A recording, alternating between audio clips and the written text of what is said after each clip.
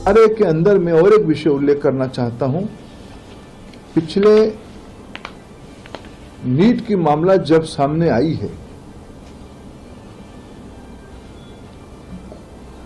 विरोधी दल की भूमिका आज की सुप्रीम कोर्ट की जजमेंट के बाद भी स्पष्ट हुई। विशेष करके देश की नेता प्रतिपक्ष, लोकसभा में नेता प्रतिपक्ष काल तक जो रवैया अपनाए थे, देश की एग्जामिनेशन सिस्टम को अमान्य करना, उसको सेम कहना, उसको रबिश कहना, यह उनकी बौद्धिक स्तर का प्रमाण करती है।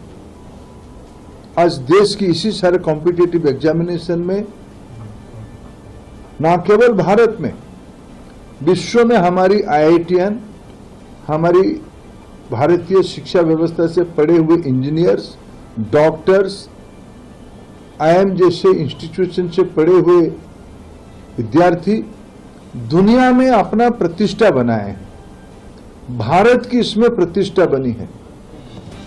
ये सारे एग्जामिनेशन को निंदित करते हुए राहुल गांधी जी भारत को ही निंदा पहुंचाए हैं। देश की विद्यार्थियों को गुमराह करना, भ्रम पैदा करना, सामाजिक तनाव के लिए प्रोत्साहित करना, यह उनकी राजनीति का एक योजनाबद्ध हिस्सा रहा है। देश में लगातार चुनाव पराजय को स्वीकार नहीं करने के कारण अनर्की, सिविल अनरेस्ट उनकी रणनीति की हिस्सा बनी हुई है।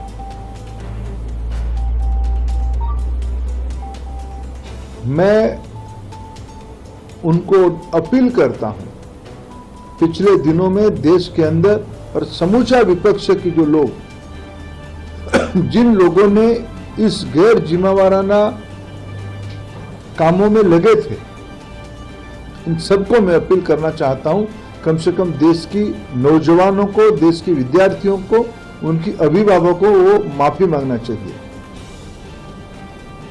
राजनीतिक विषय अलग हो सकती है, लेकिन देश की विद्या, मैं शुरू से कह रहा हूं, मैं राजनीतिक भाषा नहीं बोलना चाहता हूं।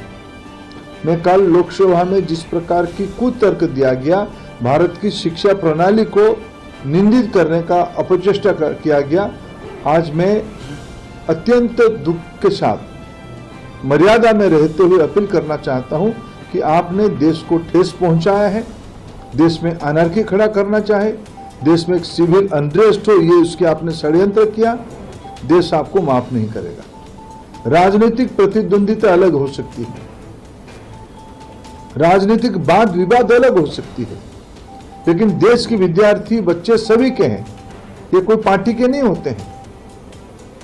उनकी खुशी, उनकी नाराजगी हम सभी के हैं।